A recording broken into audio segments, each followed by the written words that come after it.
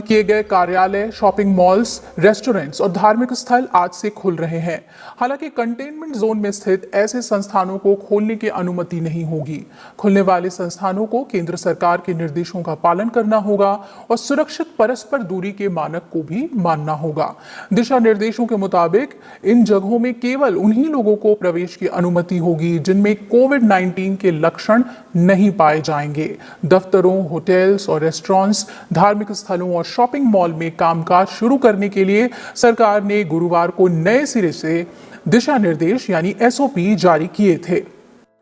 स्वास्थ्य मंत्रालय की तरफ से जारी एसओपी में कहा गया है कि ऑफिस में किसी व्यक्ति में कोविड-19 का लक्षण पाया गया तो उसे तत्काल दूसरों से अलग बैठना पड़ेगा।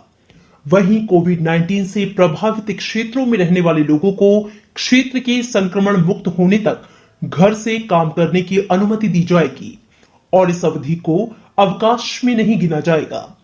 एसओपी के मुताबिक अगर किसी कार्यालय में कोविड-19 के 1 या 2 मामले पाए जाते हैं तो पूरे कार्यालय परिसर को बंद करने की आवश्यकता नहीं है और विषाणु मुक्त किए जाने के बाद काम फिर से शुरू किया जा सकता है। अगर कोविड-19 के ज्यादा मामले सामने आते हैं तो पूरे भवन को 48 घंटे के लिए बंद करना होगा और सभी कर्मचारी तब तक घर से काम करेंगे। मंत्रालय ने कहा कि संक्रमण प्रभावित क्षेत्रों में चिकित्सा और अन्य आवश्यक सेवाओं को छोड़कर सभी कार्यालय बंद रहेंगे। एसओपी के अनुसार हाथ की स्वच्छता के लिए सैनिटाइजर मशीन और शरीर के तापमान की जांच करने के लिए उचित मशीनों का कार्यालय प्रवेश द्वार पर प्रावधान अनिवार्य होगा और बिना किसी लक्षण वाले कर्मचारी को ही प्रवेश दिया जाएगा। साथ ही चेहरा ढकना या मास्क पहनना अनिवार्य होगा। केंद्रीय स्वास्थ्य मंत्रालय ने संक्रमण प्रभावित क्षेत्रों के बाहर सभी शॉपिंग मॉल 8 जून से फिर से खोलने की अनुमति दे दी है। मंत्रालय ने मॉल में सिनेमा हॉल, गेमिंग जोन और बच्चों के खेलने के स्थानों को बंद रखने का निर्देश दिया है। शॉपिंग मॉल के लिए जारी एसओपी के मुताबिक प्रवेश द्वार पर शरीर के तापमान की जांच अनिवार्य कर दी गई है। चेहरा ढकने या मास्क पहने हुए लोगों को ही मॉल में प्रवेश की अनुमति मिलेगी। मॉल में संक्रमण निवारक उपायों से जुड़े संदेश ऑडियो विजुअल माध्यमों से प्रदर्शित किए जाने चाहिए।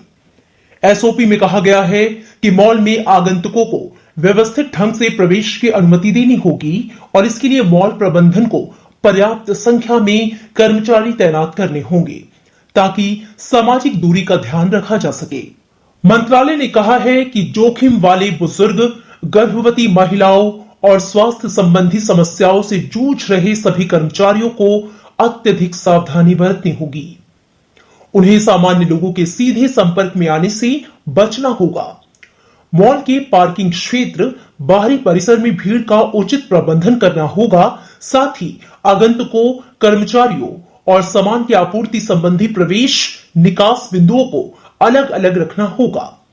एसओपी में कहा गया है कि घर पर सामान पहुंचाने वाले कर्मचारियों को अनुमति देने और उन्हें सामान सौंपने से पहले उनकी भलीभांति स्वास्थ्य जांच करनी होगी।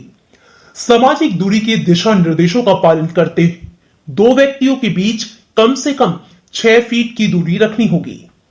मंत्रालय ने 65 साल से अधिक आयु के व्यक्तियों, गर्भवती महिलाओं, 10 वर्ष से कम उम्र के बच्चों और गंभीर बीमारी से ग्रस्त मरीजों को आवश्यक कामों और स्वास्थ्य संबंधी उद्देश्यों के अलावा अन्य परिस्थितियों में घर पर रहने की सलाह दी है। मंत्रालय ने होटलों और रेस्तरां के लिए भी एसओपी जारी की है और कहा है कि लक्षण मुक्त कर्मचारियों और लोगों को ही प्रवेश की अनुमति मिलनी चाहिए और उचित भीड़ प्रबंधन होना चाहिए। मंत्रालय ने कहा कि गर्भवती महिलाओं, अधिक उम्र वाले या किसी स्वास्थ्य संबंधी समस्या से पीड़ित कर्मचारियों को अतिरिक्त सावधानी बरतनी चाहिए और उन्हें लोगों के सीधे संपर्क में आने जैसे कार्यों से बचना चाहिए।